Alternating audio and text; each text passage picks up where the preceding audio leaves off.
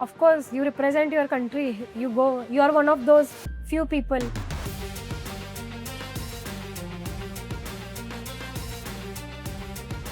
I climbed Annapurna.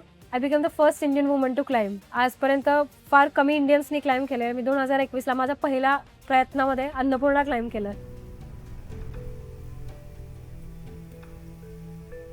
एव्हरेस्टचा biggest challenge जो आहे तो बेस कॅम्प टू कॅम्प 1 आहे. First Khumbu ice fall.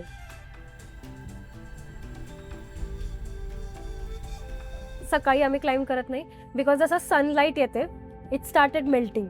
तर there is a high chance की ॲव्हलांच होईल, एखादी क्रेवास म्हणजे दरी जी असेल ती ओपन होऊ शकते, असे चान्सेस असतात. कांचनजंगा एक्सपिडिशनच्या वेळी आम्हाला समिट पुश वरून आम्ही खाली येताना आम्हाला 21 तास लागलेले फक्त टॉपवर पोहोचण्यासाठी.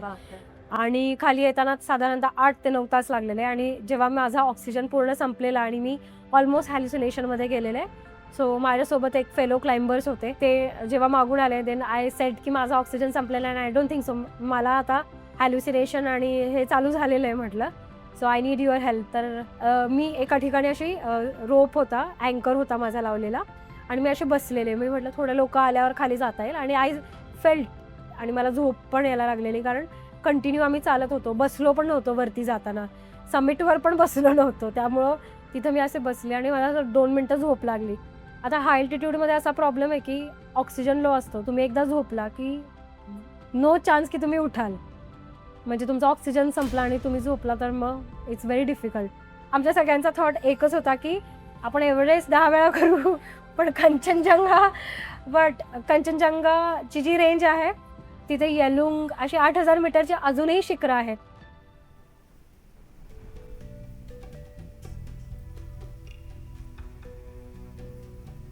एका टप्प्यापर्यंत पोहोचले जिथे भरपूर असे फ्लॅग्स होते आणि मी एव्हरेस्टच्या टॉपचे फोटोज पाहिलेले.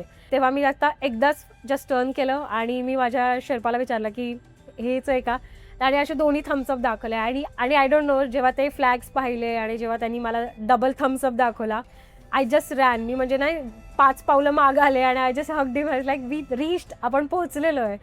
आणि त्यांनी माझा हात म्हणजे मला लिटरली हाताला पकडून तिथे घेऊन गेला आणि मला असं एकदम माझे असे अश्रू म्हणजे वाहतच होते. आणि मी पहिली जी गोष्ट केली ती म्हणजे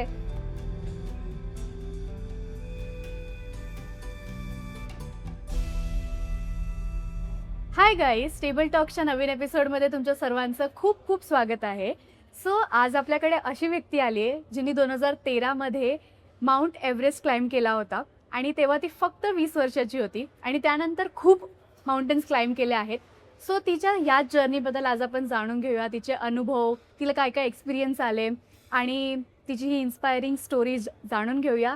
so welcome Priyanka Mohite. Thank you. आज आपण तुझ्या थ्रू माउंटन्स फिरून येऊया. डेफिनेटली.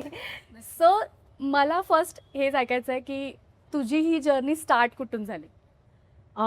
जसं म्हणालात की मी साताऱ्याची आहे आणि माझ्या घराच्या एक्झॅक्टली मागे अजिंक्यतारा किल्ला आहे. ओके. सो माझे काका मला दर सॅटर्डे संडेला किल्ल्यावर घेऊन जायचे आणि शिवाजी महाराजांच्या डिफरंट स्टोरीज, प्रत्येक त्यांचे सगळे आम्हाला गोष्टी सांगायचे. आणि समहाऊ असं होतं की आम्ही तर भरपूर ॲज अ किड इंथुझियास्ट होतो कारण आम्हाला माहिती होतं की किल्ला चढल्यानंतर ते आम्हाला एक गोष्ट नक्की सांगतात. तर आम्ही ते आवर्जून ऐकायला जायचो आणि मग त्याच्यामध्येच आम्हाला अनेक असं फिरण्यासाठी गड किल्ल्यांवर जायची इंटरेस्ट जास्तीत जास्त आला. पण त्याच्यात त्यांनी ना एक गोष्ट ऑब्झर्व केली की आम्ही ॲज अ किड आहे ना भरपूर आम्हाला इथे जायचं आहे, तिकडे जायचं आहे, साहस भरून होतं पण डिसिप्लिन काहीच नव्हतं, शून्य होतं, झिरो.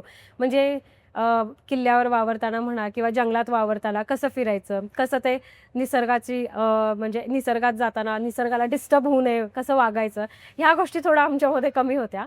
मग त्यांनी आम्हाला सजेस्ट केलं की तुम्ही एखाद्या प्रोफेशनल ग्रुपसोबत जावा की जिथे तुम्हाला कळून येईल की निसर्गात वावरताना तुम्हाला कोणत्या गोष्टी केल्या पाहिजेत, कोणत्या नाही गोष्टी केल्या पाहिजेत.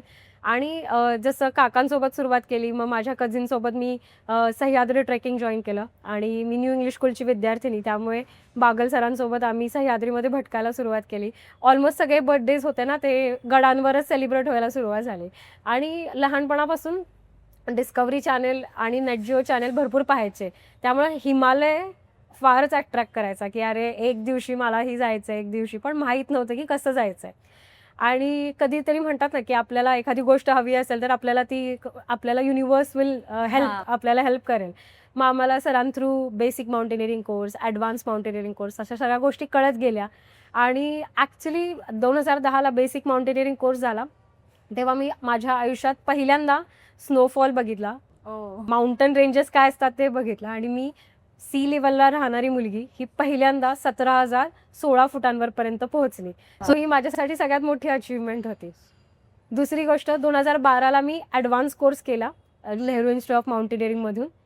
तेव्हा मी माझं पहिलं शिखर सर केलं माउंट बंदरपुंज. आणि ते होतं साधारणतः 6,200 मीटर, म्हणजे 21,500 फूट. सो सी लेवल, देन 17,000 फूट आणि नंतर 21,500 फूट. सो इट इज लाईक माझी बॉडी व्यवस्थित तिथे हे करत होती. सो अशी माझी सुरुवात झाली. आणि 2012 नंतरच मला 2013ला एव्हरेस्टसाठीची अपॉर्च्युनिटी मिळाली. So I think it was somewhere, मला असं वाटतं की इट वॉज रिटन. आणि मला ॲक्च्युली माझ्या पेरेंट्सनी क्लिअरली सांगितलेलं, सी प्रियांका, तू मेंटली फार फिट असशील, तू फिजिकली पण फार फिट होशील आणि you will do it. But माउंटनमध्ये गेल्यावर भरपूर महत्त्वाची टर्म आहे ॲक्लमटायझेशन. म्हणजे तुमची बॉडी तुम्हाला तिथे अडॅप्ट करावी लागते. अडॅप्ट झाली then only you can climb higher altitude. कारण जसं जसं तुम्ही अल्टिट्यूड गेन कराल ऑक्सिजन लेवल कमी होत जाते आणि त्यामध्ये सर्व्हाइव्ह होणं फार डिफिकल्ट आहे.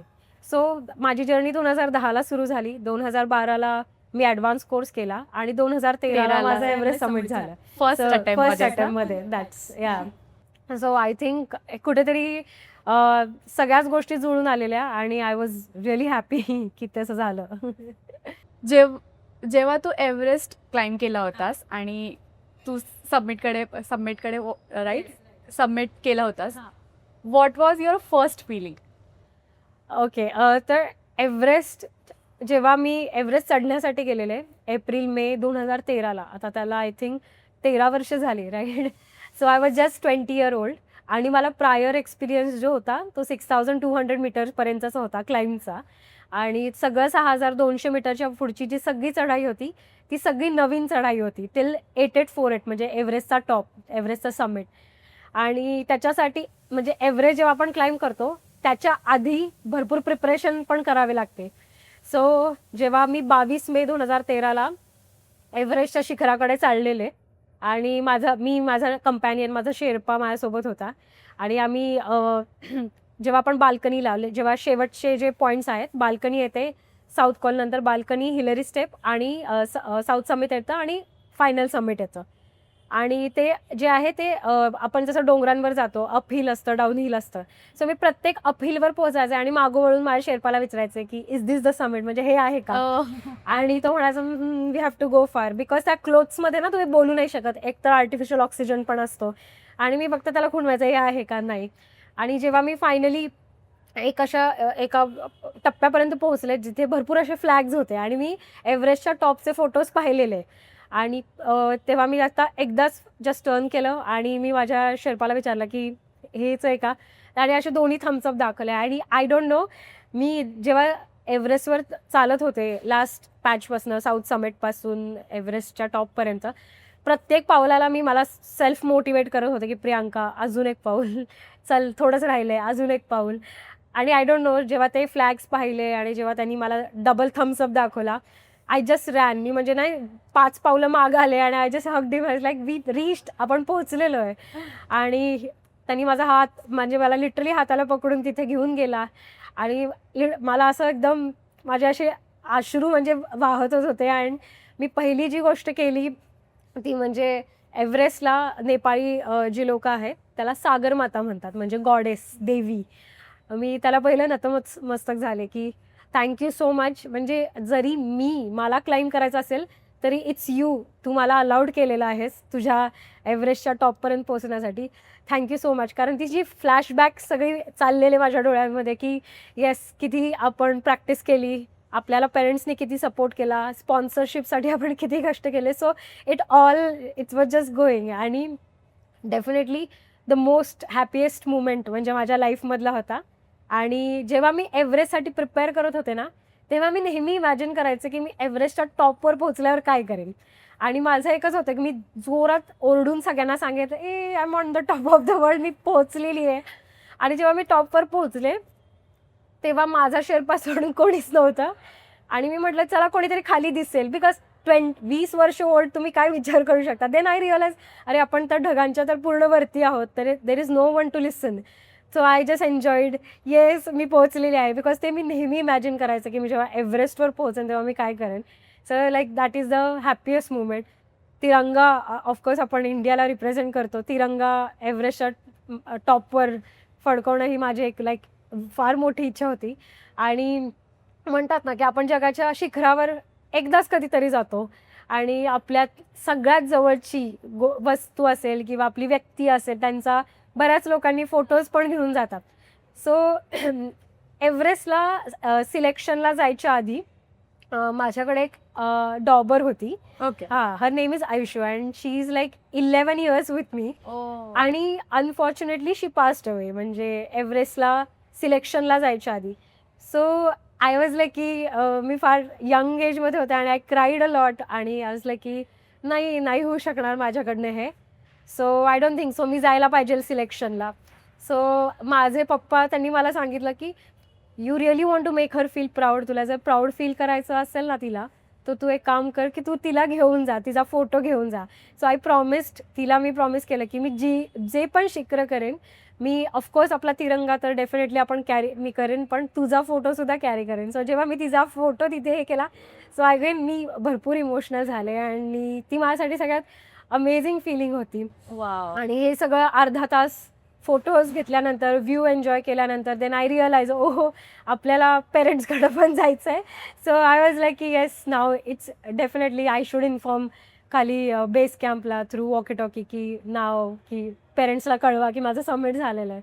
So that was a amazing moment. म्हणजे मी अजूनही माझ्या डोळ्यासमोर आहे की मी जेव्हा टॉपला पोहोचलेले तेव्हा काय फिलिंग होते. येस. जसं मगाशी आपण म्हणालो की तुझं म्हणजे तुझी बॉडी त्याला अडॅप्ट त्या वेदरला अडॅप्ट केली पाहिजे किंवा तशी प्रॅक्टिस करावी लागते, तर ती प्रोसेस काय असते? सो ॲक्लमटायझेशन जे आहे ते आपल्याला इथे राहून करता येत नाही. सो आपण काय करतो, आम्ही तर सह्याद्री जसं आहे म्हणजे आता सह्याद्री पावसाळ्यात एक रूप असतं सह्याद्रीचं, हिवाळ्यामध्ये एक असतं आणि उन्हाळ्यात एक रूप असतं. जेव्हा मला असं वाटतं की सह्याद्रीमध्ये फिटनेस केल्यानंतर बऱ्यापैकी हिमालयामध्ये आपण सर्व्हाइव्ह करू शकतो चांगल्या प्रकारचा फिटनेस. पण आता जेव्हा ॲक्लमटायझेशनची वेळ येते तेव्हा जसं जसं ॲल्टिट्यूड गेन होतं, म्हणजे आपण 5,000 मीटर म्हणजे जे बेस कॅम्प आहे 5,300 मीटरवर आहे, कॅम्प 1 जो आहे तो साधारणतः 5,700 मीटरवर आहे. मग तेव्हा आम्ही काय करतो, आम्ही 5,300 वरून 5,700 वर हाईट गेन करतो, तिथे एक रात्र झोपतो आणि then we come back to lower altitude. Okay. Otherwise आम्ही टच करतो 5,700 आणि आम्ही लोअर अल्टिट्यूडला येऊन झोपतो. पण त्याच्यामध्ये काय होतं की बॉडी अडॅप्ट होण्यासाठी हेल्प होते.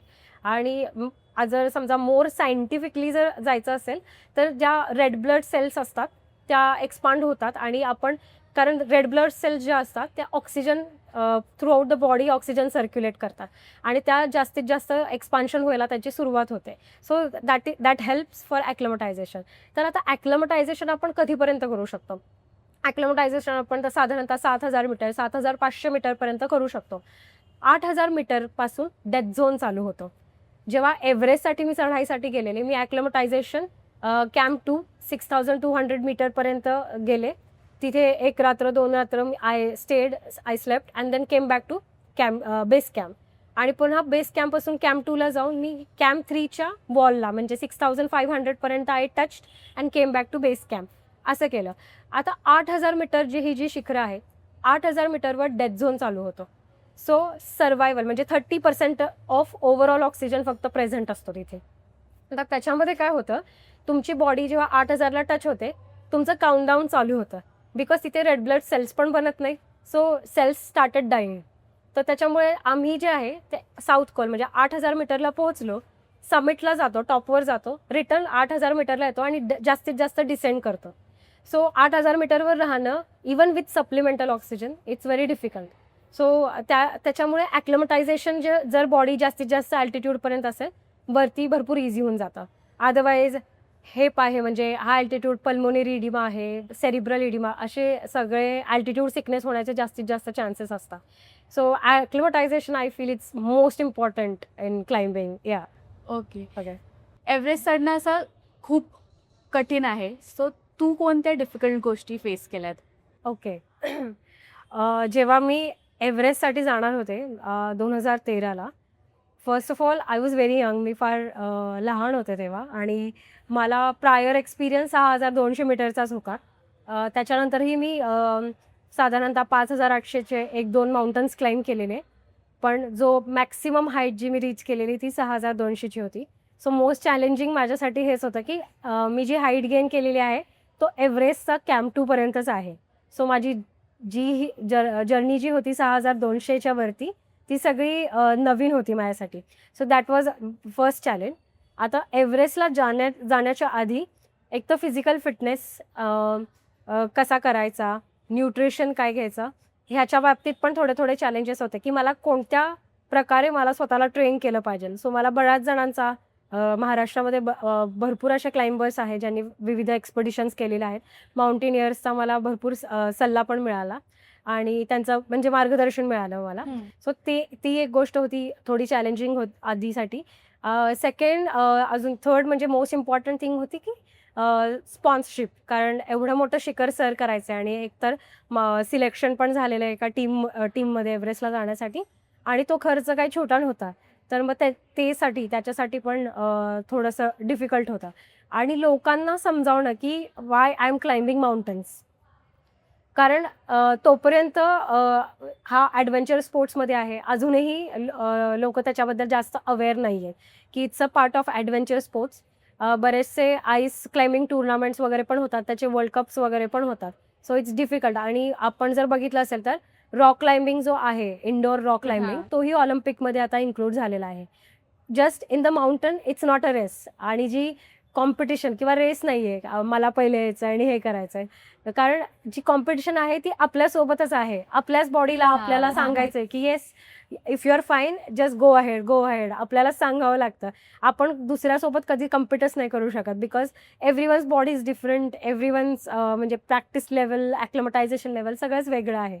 सो ते समजावणं लोकांना की मला एव्हरेस्ट का चढायचं आहे, तर मग तेही तेव्हा डिफिकल्ट होतं. कारण ते फर्स्टली असं ऐकायला यायचं की तिला प्रायर एक्सपिरियन्स नाही आहे. कारण एव्हरेस्ट शिखर जे आहे ना, ते सगळ्या माउंटेनियर्सचं ड्रीम आहे की त्यांना एकदा तरी जगाच्या सर्वोच्च शिखरावर क्लाइम्ब करायचं आहे, सर्वोच्च पॉईंटवर जायचं आहे.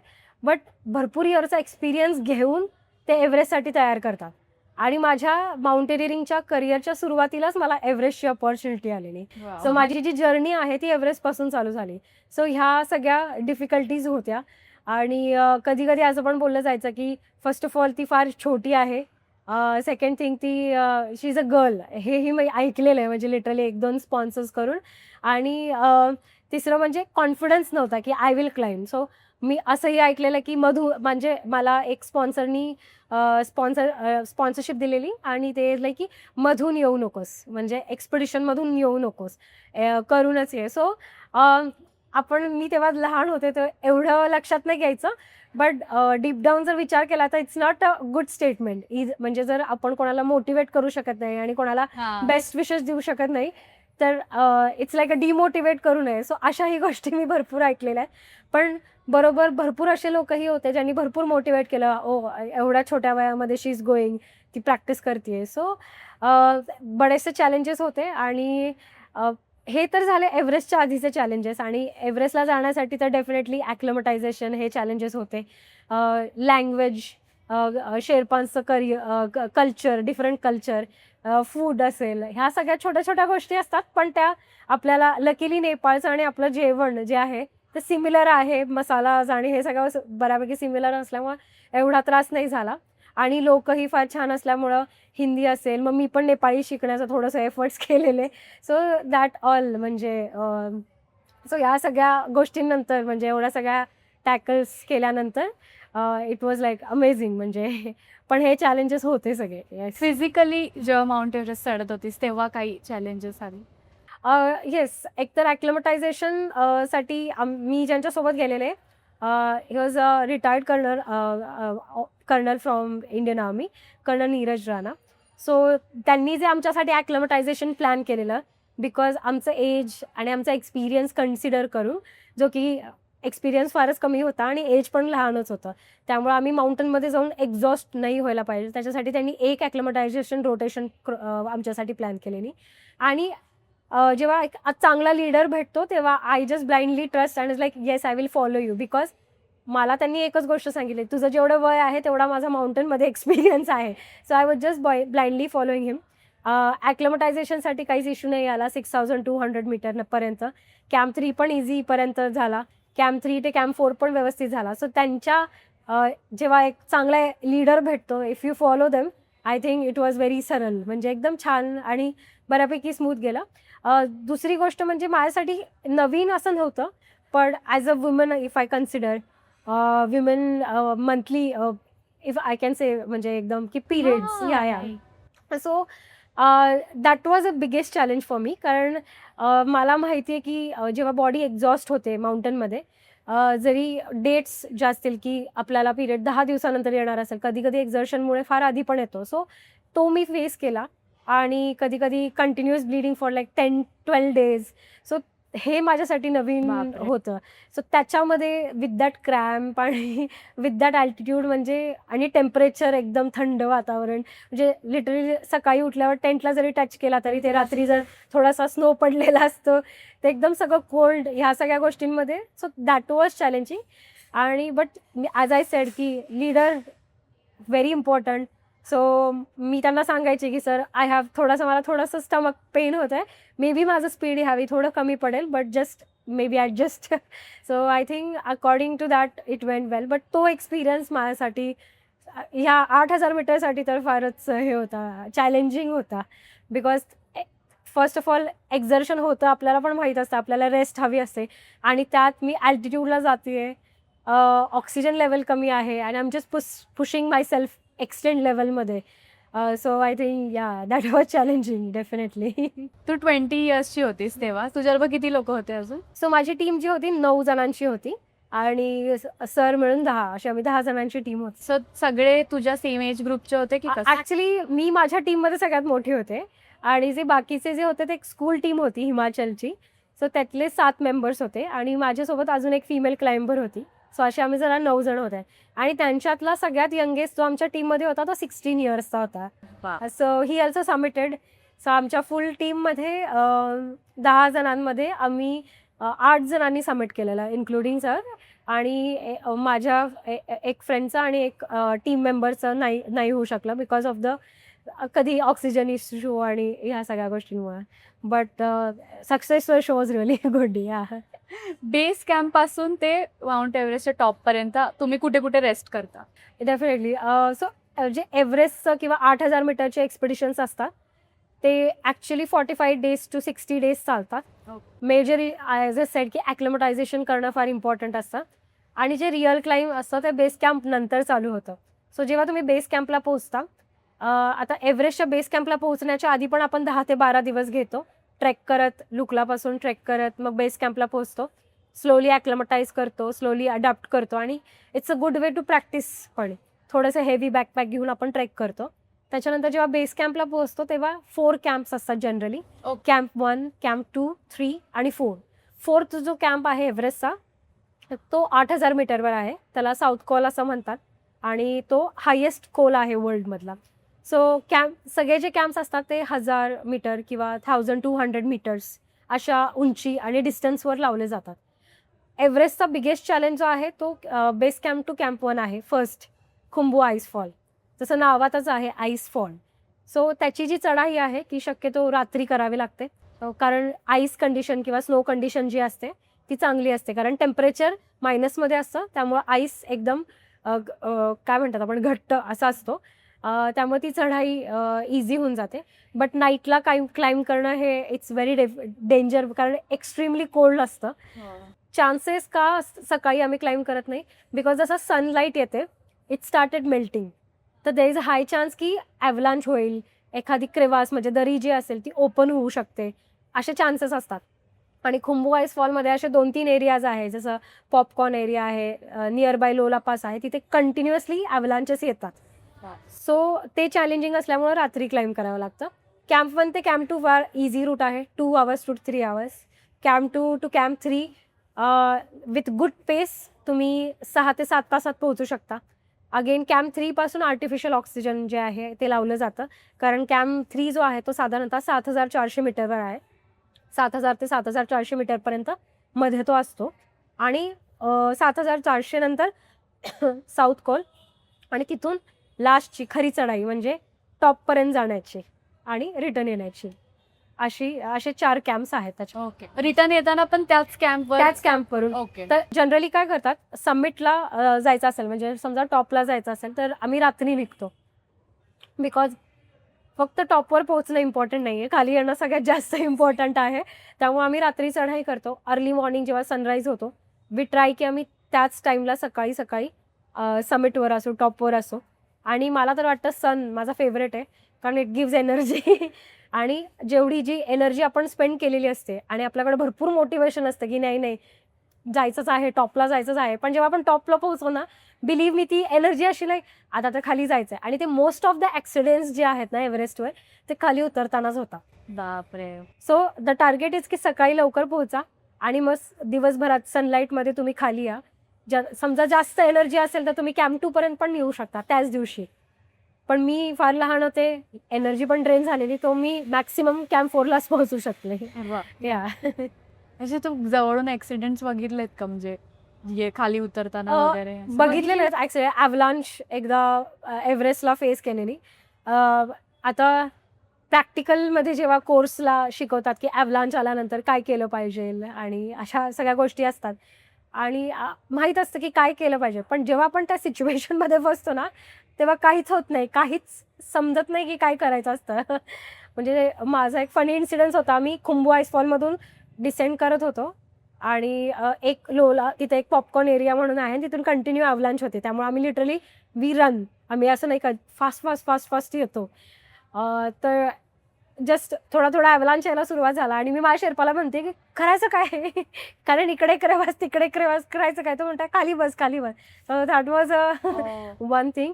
ॲक्सिडेंट्स असे जास्त नाहीत पाहिले, but I have seen some of the dead bodies. म्हणजे कारण 8,000 मीटरवरती ज्यांची डेथ झालेली आहे, कधी रेस्क्यू नाही म्हणजे खाली नाही घेऊन येतात बॉडी, कारण फॉरस म्हणजे स्वतःला चालणंच फार डिफिकल्ट होतं. सो मी 1 ते 2 डेड बॉडीज पाहिलेला तेव्हा. सो पण त्याचीही आम्ही मेंटल प्रिपरेशन करून गेलेलो की हाऊ टू टॅकल दॅट. म्हणजे असं तिकडे जाऊन असं फिलिंग येत असेल ना की मी काही म्हणजे हेल्प करू शकत नाही, काहीच करू शकत नाही. ॲक्च्युली हेल्पलेस काइंड ऑफ, कारण स्वतःलाच चालायला आणि स्वतःलाच उतरायला म्हणजे एवढं डिफिकल्ट असतं. त्याच्यामध्ये हेल्प करणं, शेर्पाज आय विल से की दे आर ग्रेट बिकॉज त्यांच्याकडे तेवढे they help. But for us म्हणजे असं इक्विपमेंट देणं असेल किंवा ग्लव्ज वगैरे देणं असेल, that kind of help we can do it. But कोणाला खाली घेऊन येणं, तेव्हा तर माझ्या तेवढी एनर्जी नव्हती की मी कोणाला असं नाही का हेल्प खाली घेऊन येईन वगैरे. सो भरपूर वाटतं की yes let's help, but cannot do anything, कारण स्वतःकडे पण तेवढी एनर्जी पाहिजे की आपण दुसऱ्याला हेल्प करू शकू. बरोबर. तेच मी असे खूप व्हिडिओज बघितले होते की तुम्ही वरती हेल्पलेसच फील करता, बिकॉज तुम्हाला कितीही इच्छा असली तरी तुम्ही काही करू शकत नाही त्यांना हेल्प करायसाठी. येस, जरी म्हणजे ज्यांना प्रॉपर गरज असेल, तुम्हाला कळतंय की ही व्यक्ती खाली उतरू शकत नाही, तरी पण तुम्ही काय करू शकत नाही. राईट. तसं म्हणजे एव्हरेस्टच्या वेळी तर आय वॉज नॉट रेडी. म्हणजे मी स्वतः तेवढी एनर्जेटिक नव्हते की मी कोणाला हेल्प करू शकेन. बट अन्नपूर्णा मी जेव्हा क्लाइम्ब केलेला, आय रिमेंबर आमचा पहिला समिट अटेम्प्ट जो होता तो फेल गेलेला आणि आमचा एक टीम मेंबर होता, तो भरपूर एक्झॉस्ट झालेला. सो तेव्हा मी त्याचा आणि माझा सेल्फ अँकर हे करून म्हणजे मी त्याच्यासोबत डिसेंड केलेला. त्याला मी खाली घेऊन आलेले. नॉट दॅट जास्त डिस्टन्स नव्हता, 100-200 मीटर्सच असेल.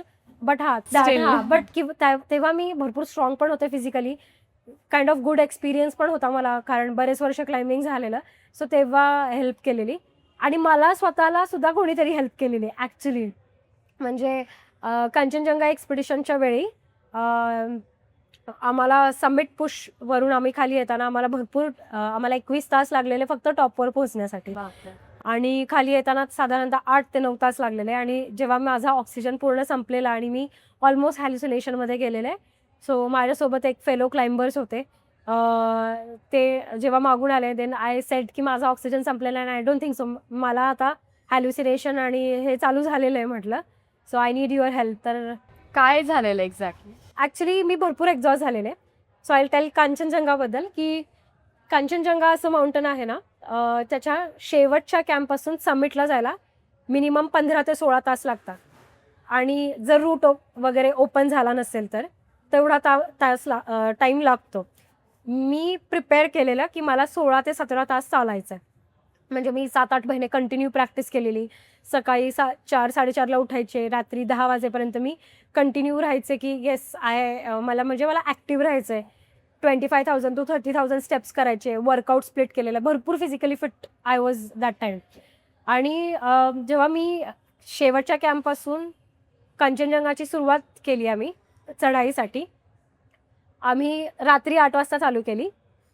सकाळचे 8 वाजले. युजली आपण सकाळी सकाळी सबमिट करतो. 8 वाजले तरी आम्ही हाफ करून आय थिंक 8,000 आम्ही 8,300पर्यंत आम्ही क्रॉस केलेलं. आणि त्याच्यानंतर आम्ही रूट पण फिक्स करत होतो, आमची शेर्पांची टीम, आणि आम्ही त्यांच्यासोबत क्लाइंब पण करत होतो. 8 वाजले तरी आम्ही पोहोचलो नाही. 10 वाजले, I was keep going. Weather फार छान होतं त्या दिवशी. युजली माउंटनमध्ये रूल आहे की 11 वाजले, 11:30 झाले की माउंटनमध्ये वेदर चेंज होतं. Okay. So it's better come back. कारण आज मी आधी म्हणाले की समिटवर पोहोचणं अर्धच आहे, खाली येणं फार इम्पॉर्टंट आहे. 12 वाजले तरी आम्ही चाललेलोच. 1 वाजला आणि आम्हाला समजत नव्हतं, कारण टाईम पण चाललेला आणि आम्ही कंटिन्युअसली चाललेलो. असं नाही की कंटिन्यू, बट रोप फिक्स होता, आम्हाला थांबावं लागत होतं.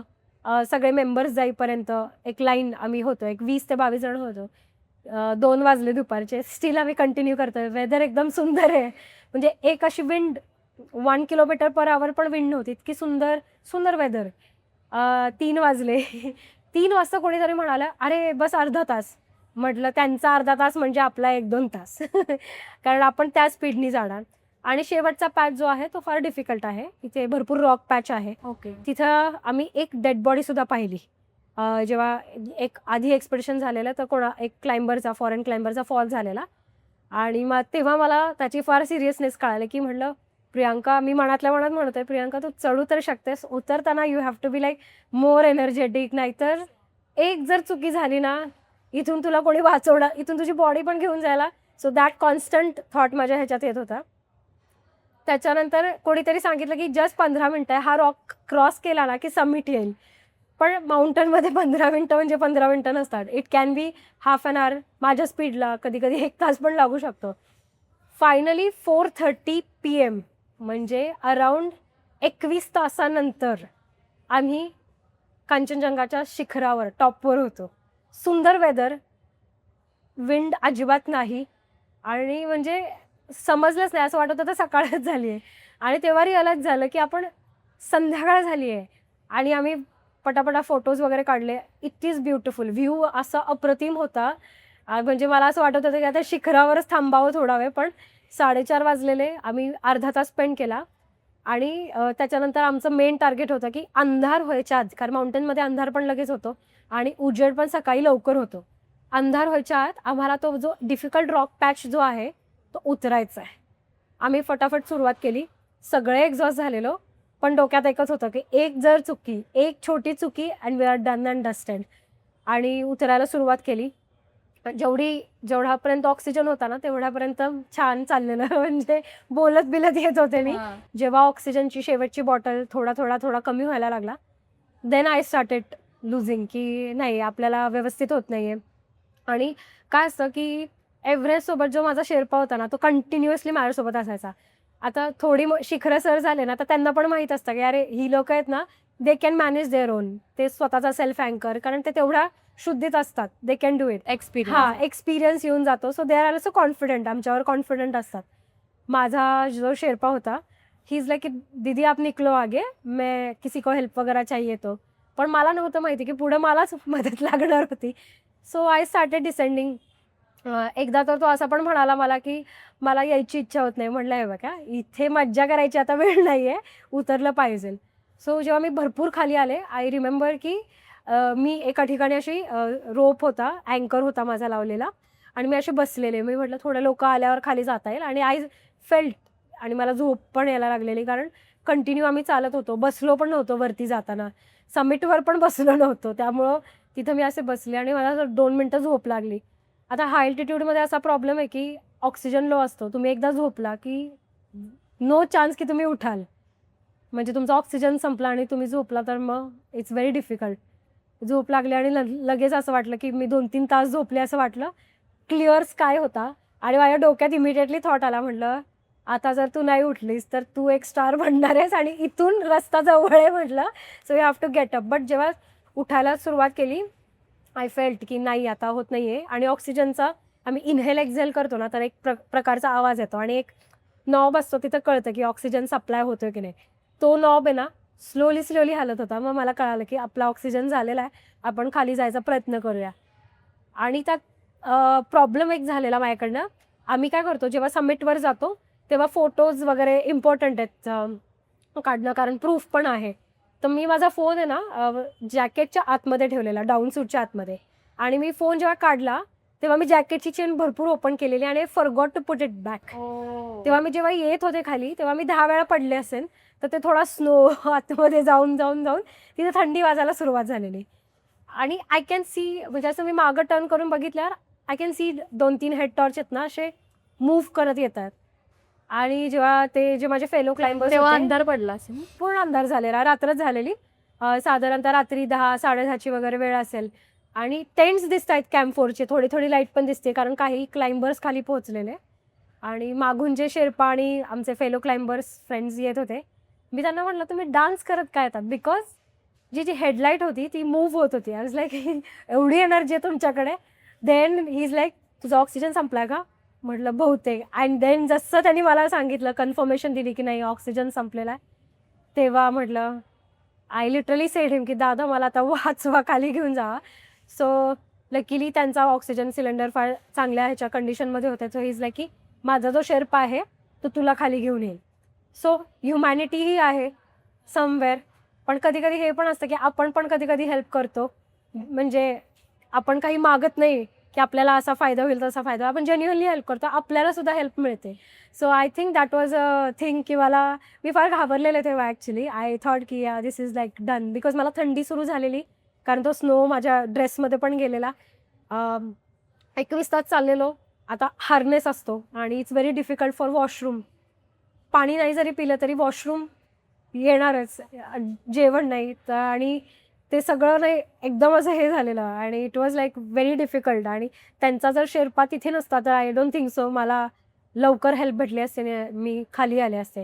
सो त्यांचा शेर्पा जो होता तो मला खाली घेऊन आला.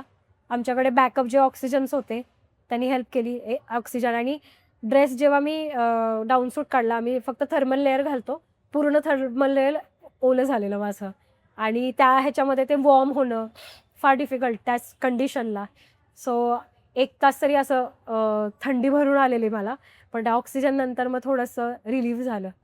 आणि मग मला तो इन्सिडन्स जेवढा आठवतो तेवढा सांगितला. पण मला दादांनी नेक्स्ट डे सांगितला, पहिल्यांदा मी तुला घाबरल्यावर पाहिलेलं. म्हटलं येस डेफिनेटली मी घाबरलेले तेव्हा, कारण तशी सिच्युएशन झालेली. त्या सिच्युएशनला टॅकल करणं इज व्हेरी डिफिकल्ट. मलाच कळत नाही. डेफिनेटली कधी ना कधी असं वाटतं की आपण कधी चांगल्या गोष्टी करतो, मे बी इथे असेल, माउंटनमध्ये असेल, आपल्यापेक्षा मला तरी असं वाटतं माझे पेरेंट्स चांगल्या गोष्टी करतात. सो तिथे मला हेल्प मिळून जाते, because it's like a god for me. आणि लकीली त्यांचं नाव भगवान पण आहे. So I was like oh. So somehow अशी मला भरपूरदा हेल्प मिळाली. बट तो जो एक इन्सिडन्स होता, it is like I will never forget, मी कधीच विसरू शकत नाही. तुझ्या पॅरेंट्सची फर्स्ट रिॲक्शन काय होती जेव्हा तू त्यांना म्हणालीस की मला एव्हरेस्ट चढायचं आहे किंवा माउंटेनियर बनायचं? म्हणजे त्यांनी मला बेसिक, मी ट्रेकिंग जेव्हा करायचे आणि मला माउंटेनिअरिंगबद्दल आम्हाला जेव्हा कळालेलं तेव्हा माझ्या मम्मीचं थोडं होतं की I should do in studies, म्हणजे मी एज्युकेशनमध्ये जास्तीत जास्त, कारण मी बऱ्यापैकी चांगल्या मार्क्समध्ये वगैरे असायचं आहे. मी तेव्हा भरतनाट्यम वगैरे करायचं. So she is very careful की पायाला काही होऊ नये. ट्रेकलाच जायचे तर इकडं तिकडं पडू नयेचे. त्यामुळे तिला माहीत होतं. पण 2009ला आय गेस आपल्या पुण्यातलीच महाराष्ट्रातली म्हणू शकतो एक मुलगी आहे कृष्णा पाटील. ती 19 वर्षाची होती आणि तिने एव्हरेस्ट सर केलेला आणि ती साताऱ्यामध्ये तिचा एक्सपिरियन्स शेअर करण्यासाठी आलेली. मी माझी पूर्ण फॅमिली म्हणजे माझे मम्मी पप्पा माझे आजी आजोबा आम्ही सगळे काका काकी सगळे ऐकायला गेलेलो.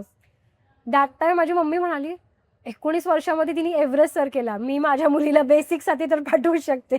पण तरी तिची अट होती की नाही तुला 80% पेक्षा जास्त पडले पाहिजेत 12वीला. या बट ठीक आहे ठीकठाक पडले. पण मी तेव्हा माझी मग बेसिकला हे झाली. दे वर व्हेरी क्लिअर की बघ ए ग्रेड मिळाला तर पुढचा कोर्स करू शकते. ए ग्रेड नाही मिळाला तर तुझ्यामध्ये थोडंसं मे बी ॲक्लमटायझेशन काहीतरी प्रॉब्लेम असेल. So if you get A grade will think about it. नाही मिळाला देन लेट्स ड्रॉप दिस. हे नाही आहे तुझ्यासाठी. हे तू पण यू शुड ऑल्सो अंडरस्टँड. बेसिकला गेले जेव्हा मला ए ग्रेड मिळाली आणि मी तेव्हा 17,000 फुटांपर्यंत पोहोचले. So it is like a good thing. आणि मग त्याच्यानंतर मग ॲडव्हान्स केला. पहिलं माउंटन क्लाइम्ब केलं. जेव्हा पहिलं शिखर क्लाइम्ब करून आले ना तेव्हा घरचे असे म्हणजे नाही का on the top of the world होते. आणि कारण मी छोटी होते आणि काहीच एक्सपिरियन्स नाही ना. सेकंड टाईम माउंटनमध्ये होतं आणि एवढी हाईट गेन करणं मोठी गोष्ट होती. रेल्वे स्टेशनला मला सगळे पिकअप करायला आलेले. म्हटलं एवढे जण. आणि मग तेव्हा माझे पप्पा म्हणाले की आपण आता एव्हरेस्टबद्दल विचारच करूया. म्हटलं हे बघा तिथे 21,000 फुटांवर 10 वेळा मला सांगावं लागलं चल प्रियांका 1 पाऊल टाक 2 पावलं टाक. एव्हरेस्ट 29 आहे म्हटलं आपण वी शुड नॉट थिंक. पण आय थिंक एव्हरेस्ट सर करणं माझ्यापेक्षा माझ्या पप्पांनी जास्त इमॅजिन केलेलं की मला माझ्या मुलीने एव्हरेस्ट सर करावा. So he said it I think in universe really pure hearted. आणि 2012ला ॲडव्हान्स झाला आणि मी 2013ला लिटरली एव्हरेस्ट सर केलं. So it is like all combined. I felt good. मस्त. सो आणि ते नेहमीच त्याच्यासाठी जेव्हा एव्हरेस्टचं पण सिलेक्शन झालं तेव्हाही त्यांचं रिॲक्शन इज लाईक की like yes you are doing it. म्हणजे तेच नाही पण माझी पूर्ण फॅमिली म्हणजे माझी आजी आजोबा वगैरे पण अरे एव्हरेस्टला जाणार आहे. So everyone is happy. आणि त्यांना माहीत होतं अरे करून येणार म्हणून. So it's good experience. फॅमिलीनी म्हणजे माझ्या परिवाराने म्हणजे माझे मम्मी पप्पा असतील किंवा joint other family extended family असेल कधीच कोणी असं हे नाही केलेलं की वाय आर यू सेंडिंग का पाठवत आहे असं. So all are supporting. ते सातारा अशा प्लेस मध्ये राहणं म्हणजे आपण खूप खाली राहतो.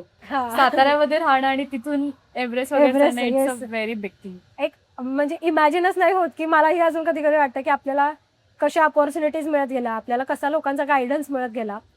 पण त्याची सुरुवात ही माझी आवड पण होती पण माझ्या पेरेंट्सचा सपोर्ट पण होता. जर त्यांचाच नकार असता तर आय डोंट थिंक सो की ह्या सगळ्या गोष्टी झाल्या असतात. आणि आता कसं असतं की एव्हरेस्ट झालं की मेनी पीपल स्टॉप एव्हरेस्ट झाल्यानंतर. पण माझ्या पप्पाने मला सांगितलं तुला एक उत्कृष्ट क्लाइंबर बनायचं आहे गिर्यारोहक बनायचं आहे. You should continue your journey. म्हणून मग एव्हरेस्ट नंतर बाकी अष्टहजारी पण मी करू शकते. ते मोटिवेशन एक गरजेचं होतं. त्यामुळे माझे लीडर पण असतील त्यांनीही तिथं भरपूर मला मोटिवेट केलं आणि अजूनही ते गाईड करतात. एव्हरेस्ट किंवा कोणतेही माउंटेन चढायला किती खर्च लागतो? ओके. जेव्हा मी एव्हरेस्ट सर केला 2013ला तेव्हा अराउंड 17 लाख 17 लाखांपर्यंतचा खर्च आलेला. पण आता तो खर्च कसा आणि एवढा खर्च का तर त्याच्यामध्ये आपण ज्या देशात जाऊन हा सर करणार आहे म्हणजे नेपाळ देश तर ते सॉर्ट ऑफ रॉयल्टी चार्ज करतात की तुम्ही एव्हरेस्ट सर करणार आहे तर त्याची royalty. So it was like 5 lakh.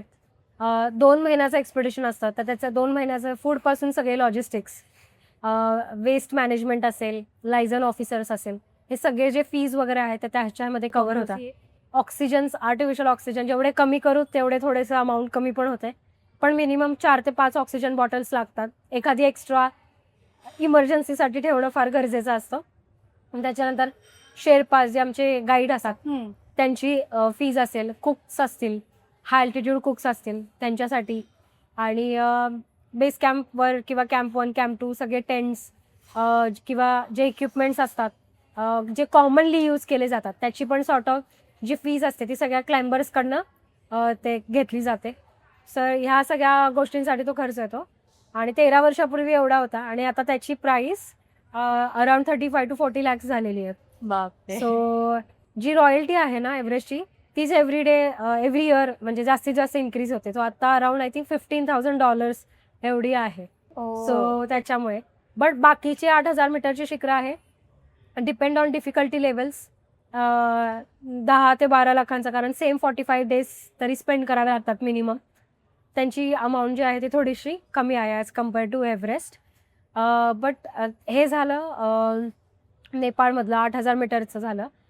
6,000 मीटरसाठी साधारणतः अप टू 1 लाख रुपीजपर्यंत खर्च येतो, कारण ह्या सगळ्या गोष्टी सगळ्याच माउंटन्सला हे युटिलाइज होतात. लायझन ऑफिसर्स असतील, परमिट असेल, ह्या सगळ्या गोष्टी आपल्याला हे कराव्या लागतात. इंडियन हिमालयाजमध्ये जरी क्लाइम्ब करायचं असेल तरी अराउंड डिपेंड हाईट किती आहे आणि किती ड्युरेशनचं ट्रेक आहे किंवा एक्सपिडिशन आहे, तर मिनिमम अप टू 70,000 80,000 रुपीजपर्यंतचा खर्च येतो. आणि मिनिमम जे असतात एक्सपिडिशन हे 10 days ड्युरेशन्सचे तर असतात. एखाद दुसरा दिवस बफर पण ठेवावा लागतो. जरी 5 दिवसाचा क्लाइंब असेल तरी 1-2 दिवस बफर ठेवावा लागतो. 2 दिवसाचा ट्रेक त्याच्यामध्ये कंबाईन असतो. सो कारण बफर जर डे ठेवला नाही, कट टू कट चालत, बिकॉज माउंटनमध्ये सगळं वेदरवर आहे डिपेंड. सो वेदरच्या समोर आपण काहीच करू शकत नाही. इफ वेदर इज बॅड आपण मूव्ह पण नाही करू शकत माउंटनमध्ये. सो ह्या सगळ्या गोष्टीचा हे करून एवढ्यापर्यंत खर्च येतो. ट्रेक्स जे आहेत आपल्याला अगदी 20,000 किंवा 15,000 ऑनवर्ड्स मिळतात. पण त्याच्यामध्ये डिपेंड आपण काय काय घेतो, एक्सपेक्ट करतो. गाईड असेल, टेंट असेल, पोर्टर्स असतील किंवा फूड मेन आहे आणि स्टे जो आहे तो मेन आहे. ऑफकोर्स गाईड तर पाहिजे त्यामुळे, कारण विदाऊट गाईड करणं मला तरी असं वाटतं altitude treks should not do it. कारण ॲल्टिट्यूडचा जर आपल्यावर कॉन्फिडन्स असेल, लाईक आता जर मला कुठल्या ट्रेकला जायचं, I know myself right, मी ऑलरेडी ॲल्टिट्यूडमध्ये जाऊन आलेली आहे, तो मला माहिती आहे की माझी बॉडी कशी रिॲक्ट होणार आहे. पण माझ्याकडे एक नेहमी इमर्जन्सी कॉन्टॅक्ट असावा. पण माउंटनमध्ये नेटवर्कचा इश्यू आहे. So if you do with the guide can help you. जर तुमच्यावर काही इमर्जन्सी सिच्युएशन आली, तुमच्यासोबत कोणी लोक आहेत त्यांना काही ॲल्टिट्यूड सिकनेस झाला, मेजर थिंग ॲल्टिट्यूड सिकनेसच आहे. कारण ॲल्टिट्यूड सिकनेसमध्ये बेस्ट थिंग इज की डिसेंड करा, लोअर ॲल्टिट्यूडला या, ग्रीनरीमध्ये या, कारण जास्तीत जास्त ऑक्सिजन मिळेल. तुमचा ऑक्सिजन ड्रॉप वरती जाल तसा ऑक्सिजन ड्रॉप होणार. सो त्यामुळे जर तुम्हाला ॲल्टिट्यूड सिकनेस झाला तर best is down. So guide असेल तर बेस्ट आहे. सो आय रेकमेंड की ह्या ॲल्टिट्यूडमध्ये सोलो पेक्षा गायडेड एक्सपिडिशन किंवा ट्रेक असणं सगळ्यात बेस्ट आहे. अंटिल अँड अनलेस तुम्हाला भरपूर कॉन्फिडन्स आहे तुमच्यावर आणि तो ट्रेक रूट जो आहे तो गजबजलेला आहे, म्हणजे जास्त लोक आहेत तिथे. पण असा ट्रेक आहे की तो म्हणजे रेअर लोक करतात, जास्त लोक नसतात त्या ट्रेक रूटला. So it's danger. तो सेफ्टी कन्सर्न आणि आपली हेल्थ फार इम्पॉर्टंट आहे. कारण ट्रेक असो नाही तर एक्सपिडिशन असो, पोहोचणं एक गोष्ट आहे तिथे. आपल्याला घरी आपलं कोणीतरी वाट बघतंय. सो अननेसेसरी ॲडव्हेंचर करणं आय डोंट प्रिफर. म्हणजे इथे बसून आपण बोलू शकतो की हा मी चढू शकते, पण तिकडे गेल्यावर डेफिनेट नाही, ती गोष्ट झाली. आपण चढू शकतो नाही, पण आपल्याला जर कोणी गाईड करायला असेल, आपल्यासोबत कोणी असेल, so always someone should be there की हा आपण माहिती आहे की तिकडे गेल्यावर कोणी नसेल तर आपण कॉन्टॅक्ट कसा करणार. आपण जर कुठल्या इमर्जन्सी सिच्युएशन्सला आलो तर आपण कॉन्टॅक्ट कसा करणार, राईट. सो सगळ्यात पहिलं कुठलंही ॲडव्हेंचर करताना it should be calculated. Unnecessary unwanted मी करू शकतो असं टाईपमध्ये नाही का, असं की बॅकअप. Safety very important. तू तर जवळून बघितलं. येस मला ॲब्सोल्युटली. म्हणजे कितीही काही गोष्ट असेल ना, म्हणजे एक गाईड असणं, म्हणजे मी एव्हरेस्ट बेस कॅम्प ट्रेक आता सध्या ऑर्गनाईज करते, पण मी ॲज अ गाईड म्हणून पण तिथे जाते. पण माझ्यासोबत पण अजून एक्सपिरियन्स गाईड असतात जे माझ्यापेक्षा तिथे बरेच वर्ष आहेत, त्यांना व्हॅलीमधलं इन अँड आउट माहिती आहे. यू नेवर नो कोणाची कंडिशन कधी. मलाच कधी समजा त्रास झाला, I can't be every time. मी म्हणू शकत नाही ना की मी ह्या ॲल्टिट्यूडपर्यंत व्यवस्थित आहे, पण समजा वॉटर इश्यूमुळे मला समजा डायरिया झाला, काही स्मॉल थिंग झाले, फूड डायजेस्ट नाही झालं, प्रॉब्लेम इथे झाला, काही होऊ शकतं ना. So I should be someone की हा मला काही झालं तर देर इज पर्सन, तो इमर्जन्सीसाठी काही इव्हॅक्युएशन असेल किंवा मला हेल्प घेऊन येऊ शकतो. सो इट्स ऑलवेज प्रिफर की येस कोणीतरी आपल्यासोबत एक्सपिरियन्स पाहिजे डेफिनेटली. नाईस. फायनान्शियली खूप कठीण होतं त्यासाठी, तर फायनान्शियली कसं तू कव्हर केलंस हे सगळं? जेव्हा एव्हरेस्टला होतं तेव्हा तरी मला भरपूर प्रॉब्लेम झालेला आणि जसं तू expeditionचा- मगाशी yes, बोललीस तसं. खर्च पण भरपूर होता 17ला. म्हणजे एव्हरेस्ट सर करणं एक गोष्ट होती, पण एव्हरेस्ट आधी हा पैशांचा एव्हरेस्ट सर करणं आमच्यासाठी फार चॅलेंजिंग होतं. मी दिवसभर प्रॅक्टिस करायचे, कॉलेज करायचे आणि माझे पेरेंट्स स्पॉन्सरशिपसाठी हे करायचे. साधारणतः 5 ते 6 लाखांपर्यंत स्पॉन्सरशिप मिळालेली. साताऱ्यातल्या बऱ्याच जणांनी सपोर्ट केला. अगदी आय थिंक दगडूशेठ त्यांच्याकडून पण सपोर्ट आलेला थोडासा मला एक्सपेडिशनसाठी. छोटी अमाऊंट असेल काही, म्हणजे ती सपोर्ट होता माझ्यासाठी. सो आम्ही तेवढी अमाऊंट आमची गॅदर झालेली. मग बाकी जो राहिलेला खर्च होता, मग फॅमिली मेंबर्स असतील, म्हणजे माझे काका वगैरे असतील, ते पुढे येऊन त्यांनी की येस आम्ही करतो. म्हणजे काका आहे, पप्पा आहेत, मम्मी पप्पा, त्यांनी सगळ्यांनी जेवढी पॉसिबली हेल्प करता आली तेवढी सगळ्यांनी नाही का ते अमाऊंट म्हणजे उभी केली त्यांनी ती जाण्यासाठी. सो जेव्हा मी म्हणलं ना की मी जेव्हा एव्हरेस्टचे शेवटी टॉपला जाताना जे शेवटचे काही पावलं चालत होते, एव्हरीथिंग वॉज फ्लॅशबॅक. म्हणजे असं माझ्या असं मूवीसारखं दिसत होतं माझ्या माइंडमध्ये. येस की अरे एवढं सगळं स्ट्रगल झालं आहे. नॉट ओन्ली मी, बट भरपूर असे लोक त्यांनी माझ्यासाठी म्हणजे आणि या जर्नीसाठी सपोर्ट केला आणि पडलेले आहेत ॲक्च्युली. म्हणजे मी तर वर्कआउट करून इथे आज आली आहे. सो इट्स नॉट मी, म्हणजे मी फक्त एवढी एकटीच नाही पोहोचलेले, माझ्यासोबत हे सगळे लोक टॉपवर पोहोचलेले. सो तो एक माझ्यासाठी एक मुवमेंट होता की येस फायनली जे सगळ्यांनी सपोर्ट केला, सगळे माझ्यासाठी जे मी हे केलं आहे, पोहोचलो आपण, झालेलं आहे. आता ते सेलिब्रेट करण्यासाठी मला त्यांच्यासोबत जायचं आहे, हे सगळ्यात इम्पॉर्टंट आहे. येस, ते एक मोठं मोटिवेशन होतं Yes. त्याच्यासाठी. एव्हरेस्ट नंतर जेव्हा थोडंसं लोकांना समजलं की असं झालेलं आहे, तेव्हा बऱ्याच म्हणजे बऱ्याच एक्सपिडिशन्सला स्पॉन्सरशिप तर मागावीच लागते, अप्रोच करावा लागतो. बऱ्याच जणांनी गाईड केलं. बऱ्याच म्हणजे नावं घेतली तर चाललं. हां, श्रीनिवास पाटील साहेब आहेत, ते खासदार होते आणि तेव्हा ते गव्हर्नर होते सिक्कीममध्ये. त्यांनी पण मला सपोर्ट केला माझ्या पुढच्या एक्सपिडिशनसाठी. पवार साहेबांनी पण सपोर्ट केलेला माझ्या 2 एक्सपिडिशन्ससाठी. सर असा भरपूर मिळत गेला. मी आता जसं मी फार्मामध्ये मी काम केलं रिसर्च डिपार्टमेंटमध्ये, तर माझी जी कंपनी आहे ऑरिजिन ऑन्कॉलॉजी म्हणून, ती डॉक्टर रेड्डीजची डॉटर कंपनी आहे. तर मला डॉक्टर रेड्डीजनी भरपूर सपोर्ट केला माझ्या 2-3 एक्सपिडिशन्ससाठी. सो तसा सपोर्ट मिळणं, एम्प्लॉईला सपोर्ट करणं was a big thing for me. या अर्लियर मी बायोकॉनमध्ये होते. ॲज अ फायनान्शियल सपोर्ट नाही, बट सुट्टी असेल असा आहे, तो पण एक प्रकारचा सपोर्ट आहे. सो असं बऱ्याच ठिकाणी मिळालं, पण अजूनही ॲडव्हेंचर स्पोर्ट्स एवढा हे नसल्यामुळे स्पॉन्सरशिपसाठी थोडा स्ट्रगल आहेच. येस, कारण राईट पाच माहीत नाही आहे, कोणाला अप्रोच करायचा. सो 100 लोकांना जर मेसेज केला तर त्यातला एखादा जरी रिव्हर्ट आला की ह्या वर्षी देऊ शकत नाही आहे, तरी पण मला आनंद होतो, कारण एकाचा रिप्लाय आलेला आहे. सो ती जर्नी एक फार डिफिकल्ट आहे like. But still I think जेवढे वर्ष जातील तेव्हा लोकांना अजून ॲडव्हेंचर स्पोर्ट्सबद्दल कळेल. So they will come up आणि ते करतील सपोर्ट. मला जेव्हा गव्हर्नमेंट ऑफ इंडियाचा जो तेन्झिंग नॉर्गे अवॉर्ड मिळालेला, नॅशनल अवॉर्ड, तेव्हा त्याच्यानंतर आय थॉट की स्पॉन्सरशिपसाठी इझी होऊन जाईल. But that year I struggle the most. म्हणजे मी एवढ्या लोकांना अप्रोच केलेला आणि मला 15 तारखेला जायचं आहे. माझ्याकडे 15 दिवस राहिले. 1 एप्रिल आलेला आहे आणि मला जायचं आहे आणि माझ्याकडं काहीच मदत नव्हती, लिटरली काहीच मदत नव्हती. म्हणजे मी 3-4 महिने कंटिन्युअसली अप्रोच करत होते. So it's still little bit आहेच, म्हणजे स्ट्रगल आहेच to get the sponsorship. But let's see. आता बरेचसे ब्रँड्स येतात, कोलॅब वगैरे करतात. काही ब्रँड्स फायनान्शियल सपोर्ट पण देतात. नॉट होल सपोर्ट, बट या little bit support is also support. So that help me. माझं आता जसे काही क्लाइम्स असतील आणि मला एवढा फायनान्शियल माझं बजेट असेल, then I do the corporate talks. त्याच्यातून जे मला हेल्प होते, जे मला पेज वगैरे मिळतात, ते that I will turn to for climbing. क्लाइम्बिंगच्या आधी most difficult is the getting sponsorship only. या बापरे. आणि ती पण ऑब्व्हियसली अमाऊंट अशी नाही की तू स्वतः हा, करून स्वतः, जाऊ हा. शकतेस.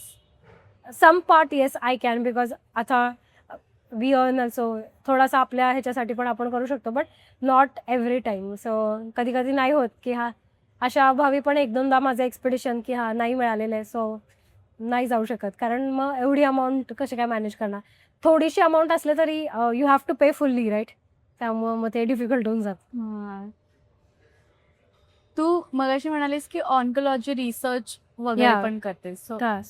तो एक वेगळीच पर्सनॅलिटी personality आहे तुझी, आणि ही एक वेगळी आहे. तर ती कशी मॅनेज करते? या मी माझं MSc केलं बायोटेक्नॉलॉजी मुंबई विद्यापीठातून कलिनाला. आणि मला नेहमीच सायन्समध्ये इंटरेस्ट होता.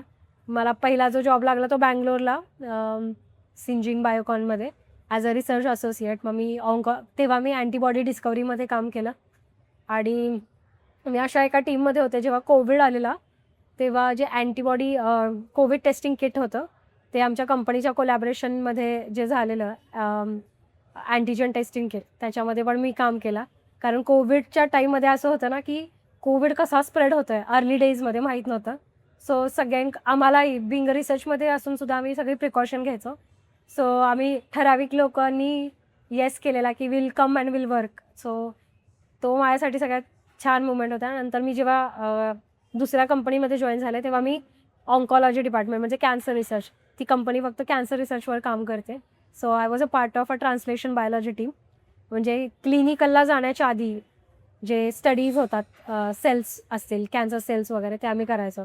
सो बरेच जण म्हणतात ना सायन्स आणि स्पोर्ट्स इट्स लाईक दोन वे. आज like I will make sure की I can do it. So ते माझ्यासाठी फार इंटरेस्टिंग आहे आणि मला आवड आहे. Challenging, interesting. Yes, I love to do it. Yes. Nice. आता तुझं कोणतं चालू आहे काही सध्या प्लॅन? क्लाइम्बिंग. येस, माझे जसं मी म्हणाले की 14,000-8,000 मीटर उंचीवरचं शिखर आहे, त्यातले 6 झालेले आहेत. आणि त्यातले जे 7 आहेत ते नेपाळमध्ये. नेपाळमधलं माझं एक राहिलेलं आहे धौलागिरी, जे 7 टॉलेस्ट आहे. 2 जे तिबेटमधली आहेत ती पण राहिलेली, चोयू आणि शिशापांगमा. आणि 5 जे आहे ते POK मध्ये आहेत. ते ॲज अ इंडियन आपल्याला सध्या तरी परमिशन नाही आहे.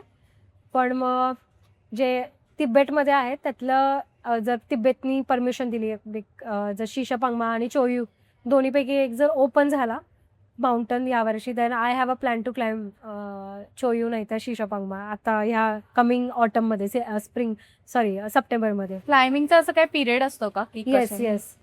स्प्रिंग सीझन असेल, ऑटम सीझन असेल. स्प्रिंग सीझनमध्ये शक्यतो एव्हरेस्ट लोथचे जे माउंटन्स आहेत नेपाळमधले ते करू शकतो. आत्ता जो आहे आता ऑटम येईल. सो हे सगळे पिरियड्स आहेत त्या सीझनलच क्लाइंब असतं सगळ्या माउंटन्सचे, कारण वेदर इम्पॉर्टंट आहे. सो माउंटनमध्ये वेदर जेव्हा स्टेबल असतं, स्प्रिंगमध्ये एव्हरेस्टसाठी सीझनमध्ये चांगलं स्टेबल वेदर मिळतं. त्यामुळे जी विंडो ओपन होती, म्हणजे टॉपवर जाण्यासाठी आपल्याला काय हवं, जी विंड आहे ना ती 20 km/h पेक्षा लोएस्ट पाहिजे. कारण त्याच्यापेक्षा जास्त असेल तर it will be very difficult to climb. Wind, कारण चिलिंग फॅक्टर पण वाढतो, मग फ्रॉस्ट बाईट, स्नो ब्लाइंडनेस होण्याचे चान्सेस असतात. त्याच्यामुळे विंड बघितली जाते. सो विंड इम्पॉर्टंट आहे. मग स्प्रिंगमध्ये ना असे आपल्याला बरेच चांगल्या विंडोज मिळतात ज्याच्यामध्ये विंड फार कमी असतात, त्यामुळे जास्तीत जास्त क्लाइंबर्स क्लाइंब करू शकतात. सो स्प्रिंगमध्ये झालं. आता आपल्याकडचे पण सीझन क्लाइंब चालू झाले आहे, जसं युनाम माउंटन्स असे 6,000 मीटर आपल्या इथे आपण क्लाइंब करतो, कारण फेवरेबल वेदर असतं. आता थोडं सप्टेंबरपर्यंत लडाख वगैरे पण तिथे पण क्लाइम्बिंग आपण करू शकतो. आणि मग ऑटममध्ये बरेच माउंटन्स ओपन होतात. विंटरमध्ये पण क्लाइम्स होतात, पण विंटरमध्ये फार डिफिकल्ट होऊन जातात कारण भरपूर थंडी, कोल्ड आहे. आणि तिथे वेळ जर विंड आली तर मग अगेन जास्त चान्सेस असतात फ्रॉस्ट बाईट वगैरे होण्याचे. आणि त्या वेदरमध्ये आपली बॉडी तेवढी कोल्डला पण ते सहन केलं पाहिजे ना. सो विंटरमधले क्लाइम्ब भरपूर कमी असतात, पण जर सक्सेस झाला तर it's like one amazing thing. म्हणजे विंटरमध्ये क्लाइम्ब करणं is like a big thing. आता तू 2012 पासून क्लाइम्बिंग करतेस हा. किंवा माउंटेन्स तुझा एक्सपिरियन्स आहे. अशी ॲज अ माउंटेनियर अशी कोणती गोष्ट आहे, ॲज अ इंडियन माउंटेनियर अशी कोणती गोष्ट आहे की जी चेंज झाली आहे, की जी चेंज व्हायला पाहिजे, जी तशीच आहे ॲज अ 2012 to 2026? असं काही अपग्रेड झालंय किंवा काय? येस. आधी फ्रँकली सांगायचं तर जे 8,000 मीटरची शिखरं व्हायची किंवा क्लाइम्बिंग व्हायचं त्याच्यामध्ये मुलींचा रेशो फार कमी होता. म्हणजे मला आठवतंय मी जेव्हा क्लाइम्ब करत होते आणि मी जेव्हा डिसाईड केलं की मला एव्हरेस्ट नंतर 8,000 मीटर उंचीची शिखरं करायची आहे, तेव्हा इंडियामध्ये हार्डली 1 or 2 लेडीज होत्या ज्या 8,000 मीटर करत होत्या. अनफॉर्च्युनेटली त्यातल्या एकीची कंचनजंगावर डेथ झालेली 2014ला, पण त्याच्यानंतर कोणीच नव्हतं.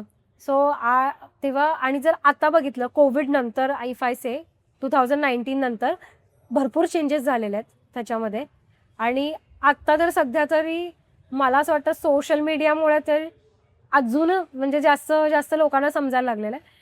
पण काही लोक आहेत जे ट्रॅडिशनल वेनी क्लाइम्बिंग करतात आणि त्यांचं मेन गोलच असा आहे की क्लाइम्ब करणं, जेन्युअनली क्लाइम्ब करणं. So they are not into this platform की हे करायचं आहे, एवढं एक्झॅज्युरेट वगैरे करायचं आहे. बट सोशल मीडियाचा फायदा एक झाला की माउंटन्समध्ये असं होतं ना की फिल्मिंग करणं, पोस्ट करणं इट्स काइंड ऑफ डिफिकल्ट आणि तसं लाईव्ह नाही होऊ शकत जसं लाईक क्रिकेट आणि अदर स्पोर्ट्सचं होऊ शकतात. पण मग लोकांना डिफिकल्टी लेवल्स पण कळायला लागले. So that is a like really good advantage. So we can show म्हणजे आता तरी सगळं जे इंस्टाग्राम आणि ह्याच्यामुळे ना काही काही लोकांना चांगले कोलॅबरेशन्स वगैरे येतात, ॲड्स वगैरे येतात. So it is like again help for their next expedition. So ते एक चांगलं झालेलं आहे आणि बऱ्याच विमेन क्लाइंबर्स पण आता क्लाइम्बिंग करतात. नॉट नेसेसरी की 8,000 पण 6,000 आहेत, 7,000 मीटरची शिखरं आहेत. भरपूर विमेन क्लाइंबर येतात. आता रिसेंटली ITBPच्या टीमनी एव्हरेस्ट शिखर सर केला. So it's a huge big team आणि सगळ्यांनी सबमिट केलं. So it's a huge thing for us. So त्या गोष्टी भरपूर चेंजेस झालेला आहे. आणि तसं म्हणाल तर नेटवर्क आणि ह्या बाबतीमध्ये रेस्क्यू असेल, because of the network thing आपल्याला आता रेस्क्यू वगैरे इमिडिएटली मिळून जातो. At least we are able to connect. अजून थोडं इंडियन हिमालयाजमध्ये तेवढं हे नाही आहे. पण ते जर झालं तर मग जर समजा जास्तीत जास्त एक्सपिडिशन्स जातील आणि मग जर इमर्जन्सी सिच्युएशन वगैरे काही आली तर लगेच हेल्प मिळू शकेल. त्यामुळे म्हणजे आपल्या गव्हर्नमेंट थ्रू अशी कोणती गोष्ट आहे की जी मिळायला पाहिजे, म्हणजे माउंटेनियरसाठी खूप इम्पॉर्टंट आहे?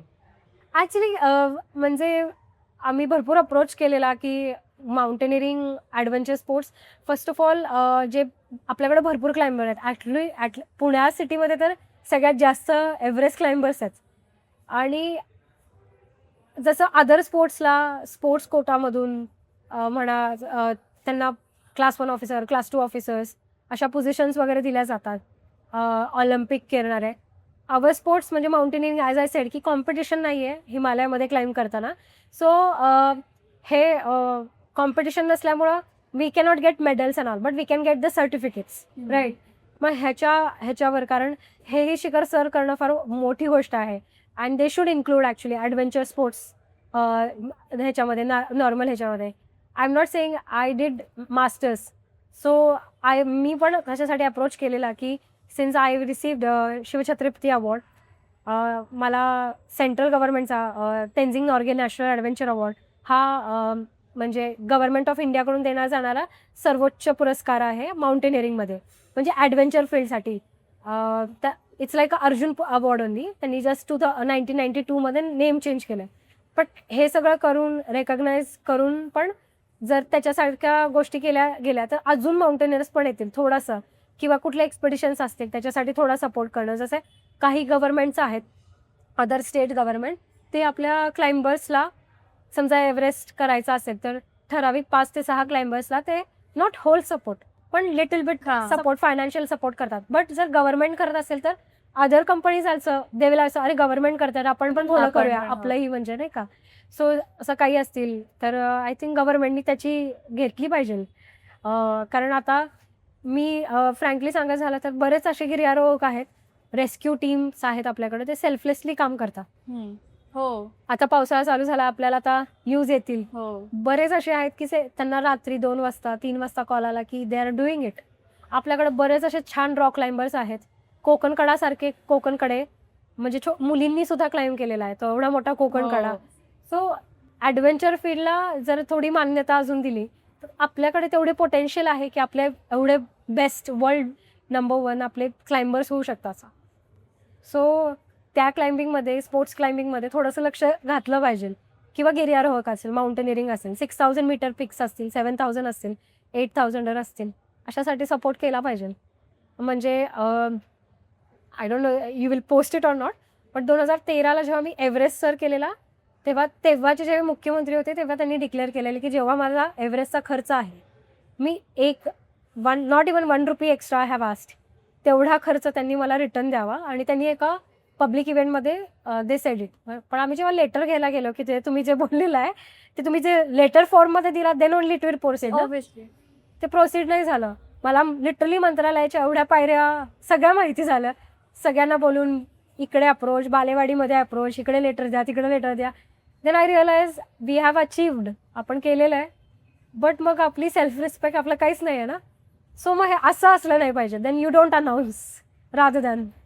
सो मग मी तेव्हा विचार केला की म्हणजे सगळेच हेल्प करतील असं नाही आहे. बरेचसे लोक येतील, बोलतील, पण काही लोक येतील, बोलतील आणि करून दाखवतील. लाईक श्रीनिवास पाटील साहेबांनी मला मदत केली. त्यांनी मला सांगितलेलं आहे का प्रोग्राममध्ये की तुला कधी फ्युचरमध्ये हेल्प लागली तर सांग. आणि ही जस्ट मेड इट लाईक मी लाईक रिअली तुम्ही मदत करताय. सो असेही आहेत लोक की ज्यांनी मदत केलेली आहे. But just promises will not work. Help केली पाहिजे, कारण आपल्याकडे तेवढं पोटेन्शियल आहे आणि आपल्याकडे तेवढे टॅलेंट आहे. रॉक क्लाइम्बिंग असेल, नॅचरल रॉक क्लाइम्बिंग असेल किंवा बोल्डरिंग आणि जे इंडोर रॉक क्लाइम्बिंग करतात, इथेच शिवाजीनगरला भरपूर वॉल्स पण आहेत, छोटे छोटे क्लाइंबर्स अमेझिंग. किंवा गिर्यारोहक आहेत ज्यांनी पुण्या सिटीला तर सगळ्यात जास्त एव्हरेस्टर लावलेले आहेत. आणि आपल्या महाराष्ट्रात भरपूर एव्हरेस्ट क्लाइंबर्स आहेत किंवा अदर माउंटन्स पण आपण क्लाइंब, त्यांना सपोर्ट मिळाला तर I think it's a big thing की आपण महाराष्ट्र त्या ह्याच्यात पण आपण अग्रेसर होऊ शकतो. बरोबर. नाईस. पण ॲज अ माउंटेनियर तू तिकडे सगळं बघून आली आहेस, सो ग्राउंड रियालिटी तुला माहिती आहे. Yeah it's very difficult. मग I don't know how to react for that, म्हणजे कसं रिॲक्ट केलं पाहिजे. आता काही म्हणजे मे बी काही गिर्यारोहक असतील, त्यांचं पॅशन म्हणून ते करत असतील, काही अर्निंग प्रोसिजर म्हणून त्यांनी हे केलं असेल. मे बी त्यांच्याकडे तेवढं चांगलं एज्युकेशन नसेल. मग at least you can sort of help those, है ना, ज्यांना म्हणजे थोडंसं हेल्प करायला. किती लोक आहेत ज्यांचं हे ॲडव्हेंचर स्पोर्ट्स थोडं खर्चिक असल्यामुळे म्हणजे त्यांना बॅकआउट एक स्टेप मागे यावं लागतं की नाही होऊ शकत.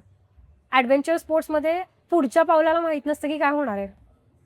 माउंटनमध्ये कुठली क्रेवास ओपन होणार आहे, कुठला ॲव्हलांच येणार आहे, हे पुढच्या पावलाला माहीत नसतात. सो इट्स लाईक प्रत्येक पावलाला इट्स अ रिस्क. बरोबर. आता बरेच लोक म्हणतील की 8000 मीटर करून काय. Of course you represent your country, you are one of those few people. I climbed Annapurna. I become the first Indian woman to climb. आजपर्यंत फार कमी इंडियन्सनी क्लाइम्ब केलं आहे. मी 2021ला माझ्या पहिल्या प्रयत्नामध्ये अन्नपूर्णा क्लाइम्ब केलं. Makalu 5th tallest mountain. I have the first Indian woman to climb it. Yes, I represented na Indian person, Indian woman. She has reached there on the top of Makalu. Yeah. Kanchenjunga, it's आपल्या इंडियाचा highest पीक आहे. Okay. आणि जगातलं मला तर वाटतं ह्या सगळ्या जेवढे मी अष्टहजारी क्लाइम्ब केले त्यातलं one of the difficult mountain आहे. ॲज आय मेन्शन आधी पण की 21 तास. It's you will not get that feeling. आणि अन्नपूर्णा पण आय गेस खूप कठीण आहे ना. अन्नपूर्णा ही भरपूर कठीण आहे. एव्हरी 3 माउंटेनियरमध्ये 1 mountaineer because may lose life because avalanche, प्रचंड ॲव्हलांच एरिया, त्या एवढ्या रिस्की टेरेनमध्ये जाऊन क्लाइम्ब करणं इट्स इज व्हेरी डिफिकल्ट. म्हणजे मी म्हणाले ना की काही माउंटेनवर मी गेले ना, I enjoy thoroughly. Next thought असतो की I want to descend safely, मला खाली जायचं आहे. म्हणजे अन्नपूर्णाला पोहोचले ना असं होतं लवकरात लवकर बेस कॅम्पला जायचं आहे, कारण इतका डिफिकल्ट टेरेन होता. So we are representing somewhere. And government, central government पण आपल्याला त्यांच्याही म्हणजे तेन्झिंग नॉर्गे जो आहे तो 3 कॅटेगरीजमध्ये दिला जातो. एक लँड ॲडव्हेंचर आहे, एक वॉटर आहे आणि एक एअर आहे. सो जेव्हा त्यांनी जर कन्फर्मेशन करून जर लँड ॲडव्हेंचरमध्ये दिला असेल तर समवेअर इट इज म्हणजे आहे मान्यता, पण अजून किती आपण सपोर्ट करू शकतो हे स्टेट गव्हर्नमेंटनी सुद्धा थोडंसं I think they should think about it. Okay. 2 last question आहेत माझे की 1 mountain you want to climb again and 1 mountain you do not want to climb. one mountain I want to climb again, I will say Everest north साईडनी, म्हणजे माझ्या त्या wish लिस्टमध्ये आहे. कारण एव्हरेस्ट आपण 2 साईडनी क्लाइंब करू शकतो, एक नेपाळ साईड आणि Tibet. So Nepal side, south side जे आहे त्याचा माझा क्लाइंब झाला आहे. So I want to climb from north side. And one mountain I don't want to climb again, असं मी त्या माउंटनला पण म्हटलेली आहे, पण I am really sorry, I really want to climb. म्हणजे मी जेव्हा कंचनजंगा क्लाइंब केलेला तेव्हा आमच्या सगळ्यांचा थॉट एकच होता की आपण एव्हरेस्ट 10 वेळा करू, पण कंचनजंगाची जी रेंज आहे तिथे येलुंग अशी 8,000 मीटरची अजूनही शिखरं आहेत. So I really want to climb those, but I said it, I am sorry. But yeah ते आहे. आणि कधी जर ॲज अ इंडियन जर POKमध्ये क्लाइंब करायची अपॉर्च्युनिटी आली तर ऑब्व्हियसली K2 आणि Nanga Parbat. It's dream, I all time dream to take a try colour on K2. एवढा मोठा फ्लॅग घेऊन जायचा आहे, just like everyone can see. Yes. So yeah होईल. That's a thing. Manifest. Yes. अशी कोणती म्हणजे आता जे नवीन माउंटेनियर्स आहेत, हां, स्पेशली वुमेन, त्यांना तू काय बोलशील? Women mountaineers, as I said की नंबर ऑफ विमेन माउंटेनियर्स आता भरपूर वाढलेले आहेत. So not for women mountaineer, पण मला सगळ्यांनाच असा तेच सल्ला द्यायचा आहे की वेन तुम्ही कुठल्या ॲडव्हेंचरसाठी जाता, it should be calculated risk. Risk सगळीकडेच आहे, बट ते कॅल्क्युलेटेड घ्या. तुमची सेफ्टी इम्पॉर्टंट आहे. कारण जेवढे पण आता माझे शिखरं झालेले आहेत ना, मला एक गोष्ट माहिती आहे, that mountain will be there. तुम्ही खाली येणं गरजेचं आहे. तो तुम्ही ती स्टेप बॅक घ्या, you can come back. Unnecessary स्वतःला पुश करू नका, बिकॉज तो माउंटन तिथेच राहणार आहे. आपण सेफ असेल तर आपण प्रिपेअर करून पुन्हा जाऊ शकतो, पण आपणच नसेल तर no point. So I think priority is like self safety is very important. So सगळ्यांनी जेव्हा कुठलंही ॲडव्हेंचर करा तर कॅल्क्युलेटेड रिस्कनी करा. आणि आता जसं मॉन्सून सीझन चालू होईल, सो प्लीज हे तर सगळ्यात इम्पॉर्टंट आहे. बरेच असे आपल्या सह्याद्रीमध्ये असे बरेच पट्टे होतील, म्हणजे रिजन्स होतील जिथे स्लिपरी असेल. So take care of your self, है ना. तुम्हाला रेस्क्यू करण्यासाठी ऑलवेज लाईक लोक असतील, पण आपण आपली सेफ्टी, आपली प्रायोरिटी असली पाहिजे. एखादा रूट माहीत नसेल तर प्लीज गाईड घ्या. दर इज नो शेम ना. गाईड घेऊन त्यांनी आपल्याला, आधी वाटाड्याच असायचे ना डोंगरांवर वगैरे फिरण्यासाठी, सगळं गाईड करायचे, सेफ असायचं. सो हे सगळ्या गोष्टी कन्सिडर करूनच तुम्ही ट्रेकिंगला किंवा एक्सपिडिशन्स असेल ह्या सगळ्या गोष्टी करा. But definitely that mountain will be there. तुम्ही एक स्टेप माघारी घेतल्यानंतर तुम्ही काही लुझर आणि छोटे नाही होणार आहे. You can always go back, परत जाऊ शकता, कम्प्लीट करू शकता. That's a small but very important, I feel that people should know it. या wow, thank you so much. Thank you. खूप मस्त वाटलं. It's really an eye opener. म्हणजे एवढा मी विचार नव्हता केला कधी की खूप डिफिकल्टीज पण आहेत आणि राईट. या तुझी जर्नी पण खूप इन्स्पायरिंग आहे. मेन म्हणजे all the best. Thank you very much. जे तू मॅनिफेस्ट करतेस ते तुझं लवकरच होईल. आय थॉट लास्ट इयर होईल. नाही, होईल होईल. But, आणि वी होप की नवीन माउंटेनियर्स साठी गव्हर्नमेंट कडून अजून काही काही चांगल्या गोष्टी. ऍक्च्युली प्रॉब्लेम काय आहे ना, स्टेबलच गव्हर्नमेंट नाहीये ना. एकदा फाईल दिली की गव्हर्नमेंट चेंज होतं. मी फाईल देणं बंद करून टाकलं लिटरली. माहिती का, मी आय वॉज ट्राईंग की हा चला मी प्रायव्हेटमध्ये ऑलरेडी काम करते, पण जर गव्हर्नमेंटमध्ये काम केलं तर ठीक आहे, आय डोंट माइंड. जेव्हा पण अप्रोच करायचे गव्हर्नमेंटच चेंज झाला तर कोणाला फाईल द्यायची. बट ती एव्हरेस्टची फाईल अजूनही तिथेच असेल.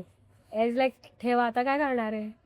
तेव्हा कळालं की लोक फक्त बोलतात, जेव्हा आपली सक्सेस होते घरी येतात त्यातले बरेच काही लोक ते म्हणतात अरे आम्ही मदत करू.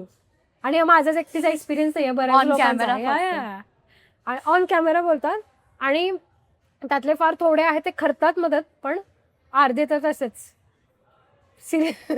बऱ्याच जणांनी मला सेम एक्सपिरियन्स शेअर केला की स्पॉन्सरशिपसाठी माझ्याकडून गाईड येतात. म्हणजे तुम्हाला स्ट्रगल आहे, मलाही स्ट्रगल आहे. म्हटलं मलाही असं वाटलेलं की अवॉर्ड वगैरे मिळाल्यानंतर थोडं लाईफ इझी होऊन जाईल, अप्रोच करायला बेटर होईल.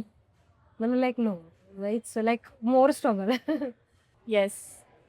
ऍक्च्युली मला बोलबिडूच्या माध्यमातून मराठी ऑडियन्स कारण मी बँगलोरमध्ये करते, कॉर्पोरेटला वगैरे देते. सो दे आर लाईक कधी DRAला डॉक्टर रेड्डीज म्हणजे हैदराबाद झालं, बँगलोर झालं, मुंबईला सिप्ला अशा फार्मा कंपनीमध्ये मला बोलवतात, कारण मी फार्मामध्ये बरेच वर्ष राहिले राईट.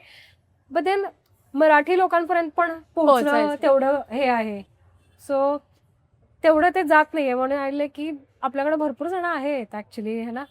तर मग तसा सपोर्ट. आणि मग लोकांमध्ये आता भरपूर लोक आता ट्रेकिंग वगैरे करायला लागलेत ना, तर समज आहे त्यांना, पण अजूनही बऱ्याच लोकांना माहित नाहीये. हो. म्हणजे अजूनही हा पॉडकास्ट बघितल्यानंतर पण काही लोक म्हणतील, अरे मग एवढं चढायची काय गरज आहे, एवढे पैसे घालवायचे काय? मला माहिती आहे. But then it is somewhere passion आहे ना. आपल्या कंट्रीला पण आपण रिप्रेझेंट करतोय, रिप्रेझेंट Obviously. करतोय. Yeah so maybe I hope कधी महाराष्ट्र गव्हर्नमेंट कडून तर मग बेंगॉल गव्हर्नमेंट सपोर्ट करतात. They use to give 5 lakh rupees. जर तुम्ही एव्हरेस्ट क्लाइम करणार असेल ना, तर त्यांची कमिटी बसायची, हे इलिजिबिलिटीवर यायचं. तर समजा ह्या वर्षी मी क्लाइम करणार आहे, I can approach them, they will give 5 lakh rupees. Oh हा. नाईस. असं. आणि अजून एक UP गव्हर्नमेंट पण बहुतेक एखादा 8,000 मीटर झालं ना, they also support some financial amount. 1 lakh is also huge thing ना. थोडासा त्यांचा ऑब्विसली. खर्च हे होऊन जातो. सो प्रियंकाने आपल्यासोबत खूप इन्स्पायरिंग तिची जर्नी शेअर केली आणि आपण इथे बसून माउंट एव्हरेस्ट सगळ्या माउंटेनियर्सच्या गोष्टी, काय काय डिफिकल्टीज असतात ह्या गोष्टी, आणि स्पॉन्सरशिपसाठी किती त्यांना ट्राय करावं लागतं, किती त्यांना मेहनत घ्यावी लागते, या सगळ्या गोष्टी समजल्या. सो माझ्यासाठी हा खूप इन्स्पायरिंग पॉडकास्ट होता. सो असे स्टेबल टॉक्सचे एपिसोड पाहण्यासाठी बोलबिडला सबस्क्राईब करा आणि थँक्यू.